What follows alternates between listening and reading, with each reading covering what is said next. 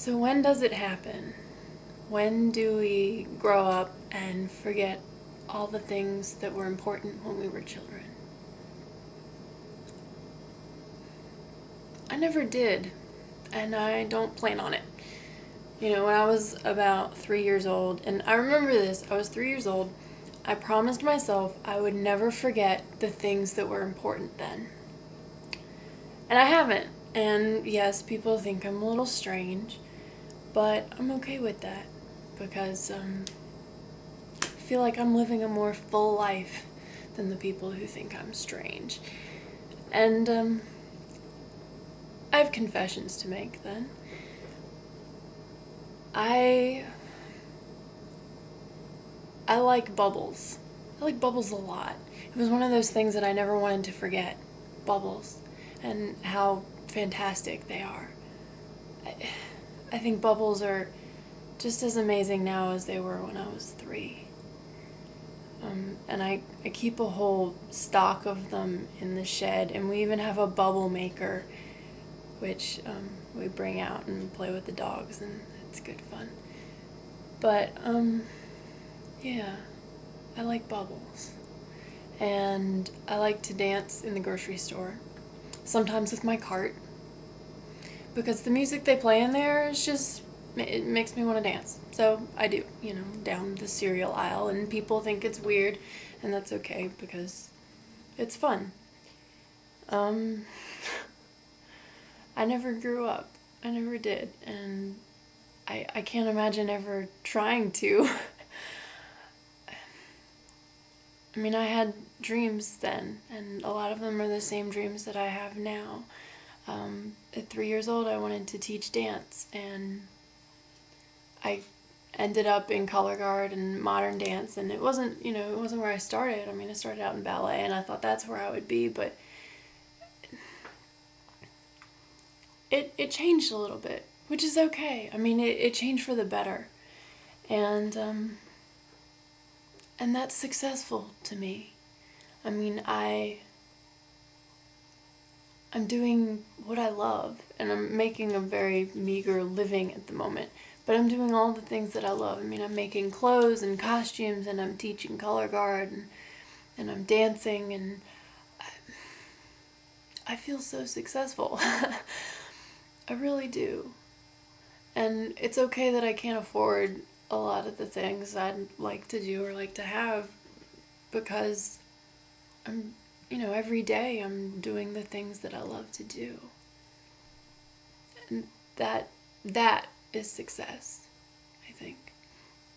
And as someone I've been teaching for, I guess, almost 8 years now. And I always thought that trying to reach out to my students and remind them and make them believe that they don't have to abandon their dreams, and they don't have to give up all the wonderful things that they love to be an adult. That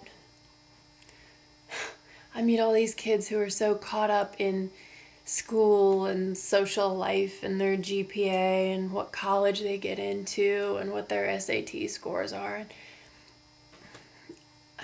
I don't know how to explain to them, in the grand scheme of things, your SAT score isn't going to tell you what kind of person you are. It's not going to tell you what you're capable of achieving and things that you love to do. The SAT score can't tell you if you're a great painter. It can't tell you if you're a great mother, if you're really good at helping people, if you can build things, if you can volunteer.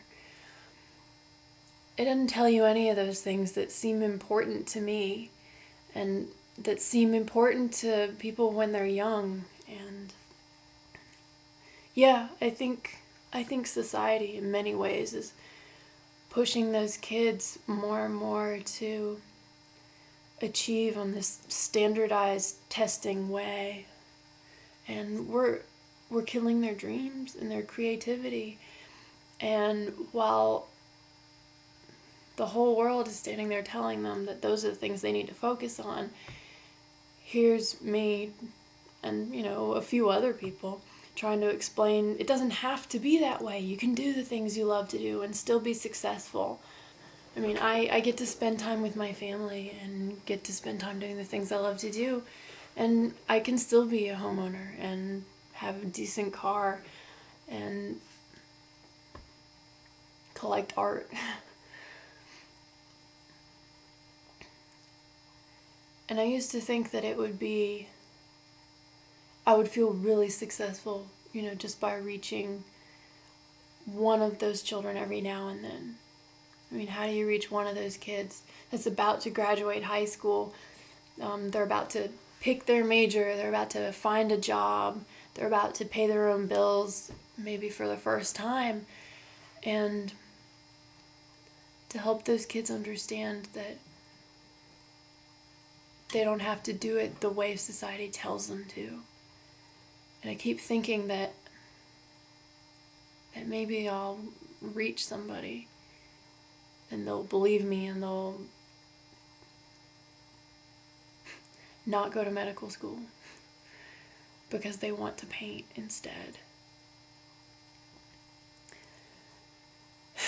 And somehow, sadly, over and over again, those kids that you feel you've finally reached, the kids that you finally feel like they really believe that they can do the things they love to do in life and be successful.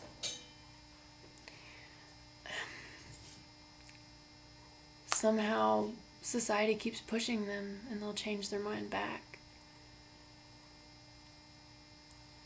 It just seems that the people like us who are just determined to do that anyway are born determined. And it seems very, very difficult to make anyone who was not born determined to do the things that they love to do and not to do what other people want them to do, to change their mind.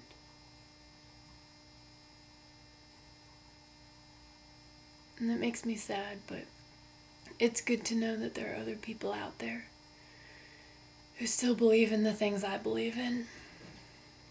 Because it gets kind of lonely sometimes, because there aren't a whole lot of other people my age who like to dance in the grocery store and make giant bubbles